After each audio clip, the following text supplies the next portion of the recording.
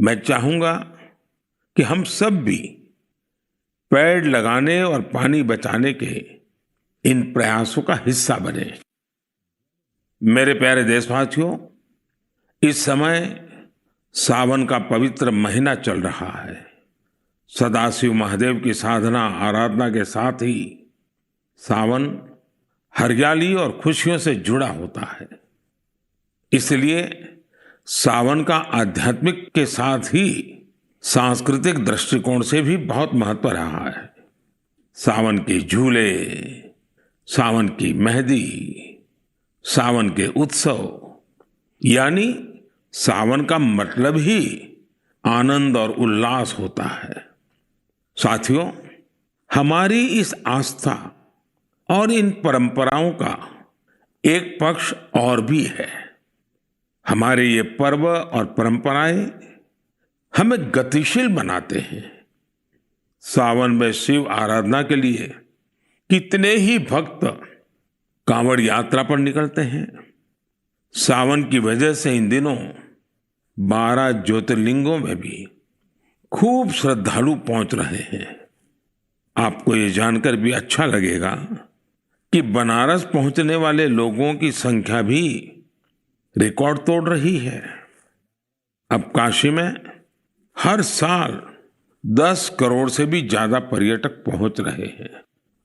अयोध्या, मथुरा, उज्जैन जैसे तीर्थों पर आने वाले श्रद्धालुओं की संख्या भी तेजी से बढ़ रही है।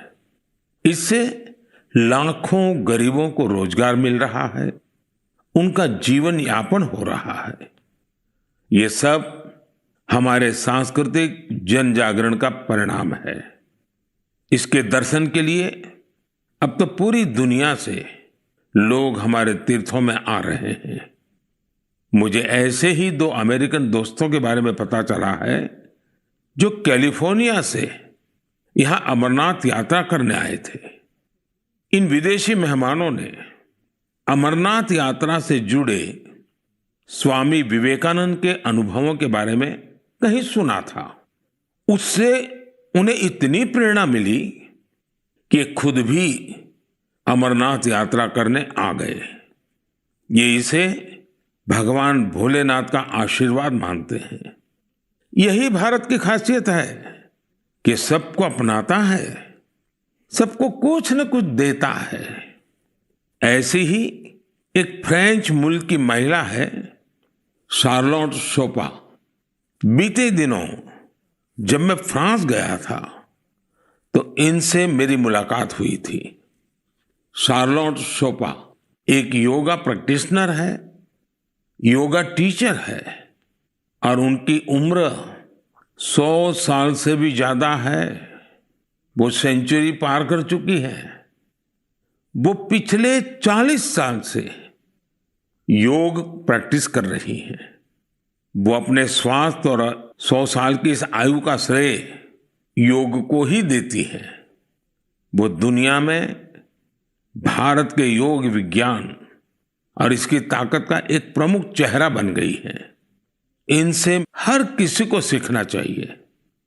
हम न केवल अपनी विरासत को अंगीकार करें, बल्कि उसे जिम्मेदारी के साथ विश्व के सामने प्रस्तुत भी करें। और मुझे खुशी है कि ऐसा ही एक प्रयास इन दिनों उज्जैन में चल रहा है। यहां देश भर के 18 चित्रकार पुराणों पर आधारित आकर्षक चित्रकथाएं बना रहे हैं। ये चित्र बूंदी शैली, नाथद्वारा शैली, पहाड़ी शैली और अपभ्रंश शैली जैसी कई विशिष्ट शैलियों में बनेंगे।